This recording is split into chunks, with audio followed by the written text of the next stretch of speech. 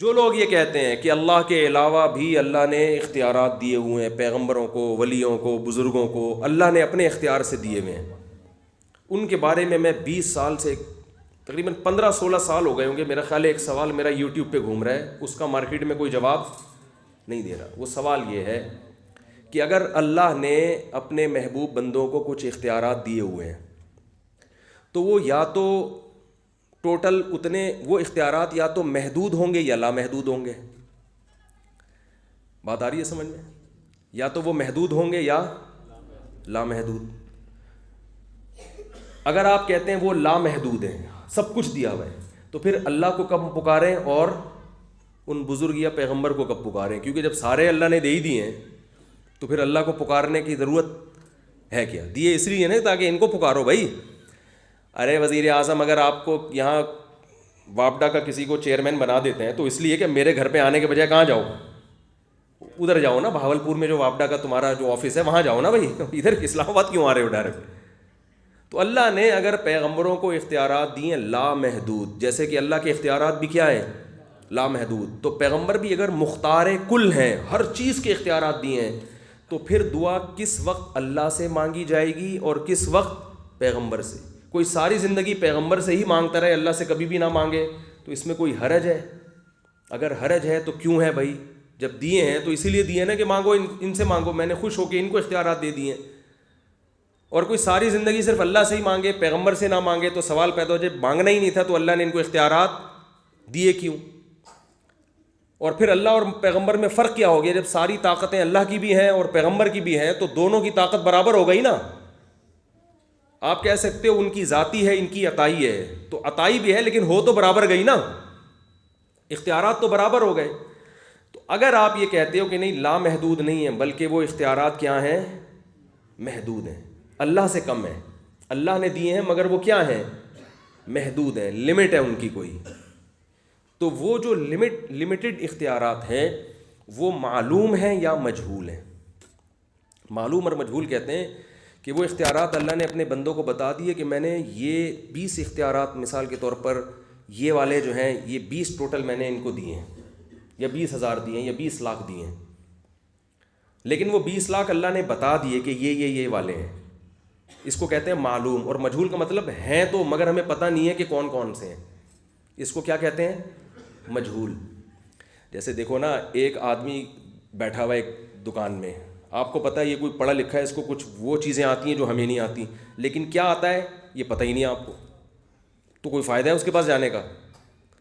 بھائی ہو سکتا ہے یہ ڈاکٹر ہو سکتا ہے یہ کوئی میکینک ہو سکتا ہے یہ کوئی بہت بڑا انجینئر ہو، تو اختیارات تو ہیں اس کے پاس، صفات تو ہیں، لیکن ہمیں پتہ نہیں ہے کیا ہے کوئی بڑا فنٹر، لیکن ہمیں پتہ نہیں کہ یہ ہے کیا، تو فائدہ ہے کچھ؟ تو اللہ نے جو ولیوں کو، پیغمبروں کو اختیارات دیے ہیں یا تو لامحدود دیے ہوں گے یا کیا ہوں گے؟ محدود، کچھ ہوں گے وہ، تو وہ کچھ یا تو معلوم ہوں گے یا مجہول۔ مجہول کا مطلب ہمیں پتہ ہی نہیں ہے کہ کون کون سے ہیں۔ تو اگر ہمیں پتہ ہی نہیں ہے تو پھر کیسے ہم ان کو پکاریں گے؟ ہمیں پتہ ہی نہیں کہ اولاد دینے کا ان کو اختیار ہے یا نہیں ہے بھائی؟ بگڑی بے روزگار کو روزگار دینے کا اختیار ہے یا نہیں، یہ تو ہمیں پتہ ہی نہیں ہے۔ جو مجہول اختیارات ہوتے ہیں ان کا کوئی فائدہ ہوتا ہے؟ ارے ایک آدمی وزیر ہے لیکن آپ کو پتہ نہیں کس چیز کا وزیر ہے یہ، تو آپ کو یہی نہیں پتہ چلے گا کہ میں اس کے پاس تعلیم کے لیے جاؤں، صحت کے لیے جاؤں، بجلی کا کھمبا لگوانا ہے اس سے جا کے میں نے، یا نلکا کھلوانا ہے۔ جب تک پتہ نہیں چلے گا تو فائدہ کیا ہوگا اختیار دینے کا؟ پولیس بلوائے بھائی، یہ بہت مشکل کیس ہے، ان کی سمجھ میں نہیں آ رہی بات۔ تو مجہول ہیں یا کیا ہے؟ معلوم ہے۔ اگر مجہول ہیں تو پھر فائدہ نہیں ہے، اگر معلوم ہے تو لسٹ پیش کریں کون سے بزرگ کو کون سے اختیارات دیے ہیں۔ اگر پیغمبر کو اللہ نے دیے تو اس کی لسٹ پیش کریں کہ یہ والے دیے ہیں یہ والے نہیں دیے۔ قیامت آ جائے گی، کسی مشرک کے پاس اس سوال کا جواب نہیں ہے، وہ یہ نہیں بتا سکتا کہ پیغمبر کو کون سے اختیارات اللہ نے دیے، تبھی وہ مبہم دعویٰ کرتا ہے کہ مختار کل ہیں، سب کچھ کا اختیار دے دیا ہے۔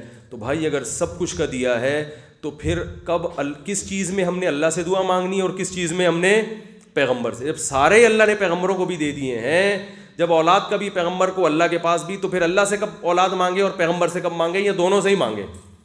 ان باتوں کا میرے بھائی کسی کے معذرت کے ساتھ کسی کے فادر کے پاس بھی کوئی جواب، ویسے تو اردو میں کہتے ہیں کسی کے باپ کے پاس بھی جواب نہیں، لیکن تھوڑی سی ابیوز لینگویج جو ہے گی نا، یہ کسی کے ڈیڈی اور پاپا کے پاس اس کا جواب بولو بھائی نہیں ہے، کسی کے پاس۔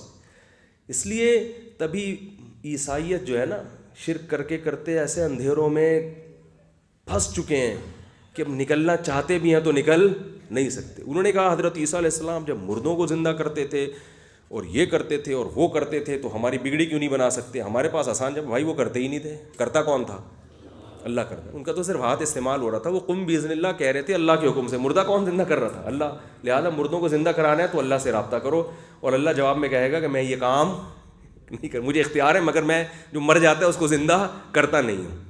لہٰذا جو ابھی مرے نہیں ہیں ان کو بچانے کی کوشش کرو کورونا سے اور مختلف چیزوں سے، بیماریوں سے، ٹھیک ہے نا، ان کی تو فکر کرو۔ جب ایک دفعہ میں موت دے دیتا ہوں تو دوبارہ زندہ نہیں کرتا۔ 2-3 دفعہ اللہ نے مردوں کو زندہ کیا، ایک ابراہیم، یہ حضرت عیسیٰ علیہ السلام کے دور میں، اور حضرت ابراہیم کے دور میں وہ جو پرندوں کو ذبح کیا تھا ان کو اللہ نے زندہ کر دیا، اور وہ جو نمرود کے سامنے جس نے توحید بیان کی تھی اس کو کہ ہاں اللہ نے زندہ کر دیا۔ تو چند ایسے واقعات ہیں۔ تو بھائی اپنا عقیدہ درست کرو، ہم ایک خدا کی عبادت کے قائل ہیں، اور عبادت کا مطلب کیا ہے؟ صرف اسی سے مدد طلب کرتے ہیں۔ یہی وہ توحید ہے جس کو لے کے قرآن آیا، اور قرآن نے عربوں پہ محنت کی، اور لا الہ الا اللہ کا جو مفہوم ہے وہ یہی ہے جس سے عرب متفق نہیں تھے، تبھی پیغمبر کی لڑائیاں ہوئیں، تبھی بحث ہوئی، ورنہ وہ بھی کہتے تھے ایک اللہ ہے، وہ بھی کہتے تھے ایک اللہ ہے، وہ بھی کہتے تھے ابراہیم علیہ السلام اللہ کے رسول ہیں۔ اور اگر پیغمبر یہ توحید بیان کرنا چھوڑ دیتے تو وہ محمد صلی اللہ علیہ وسلم کو پیغمبر ماننے کے لیے بھی تیار تھے۔ وہ کہتے تھے آپ ہمارے بتوں کے بارے میں جو کہتے ہو نا ان کے پاس اختیارات نہیں ہے، یہ نعرہ لگانا چھوڑ دو تو آپ کی ہر دعوت پہ ہم لبیک کہیں گے۔ اور پیغمبر نے کیا فرمایا؟ میرے ایک ہاتھ پہ چاند رکھ دو، ایک ہاتھ پہ سورج، میں اس دعوت سے پیچھے نہیں ہٹوں گا۔ تو بھائی اپنا عقیدہ صحیح کریں گے کہ نہیں کریں گے؟ اللہ تعالی ہمیں توحید پر قائم رہنے کی توفیق عطا فرمائے۔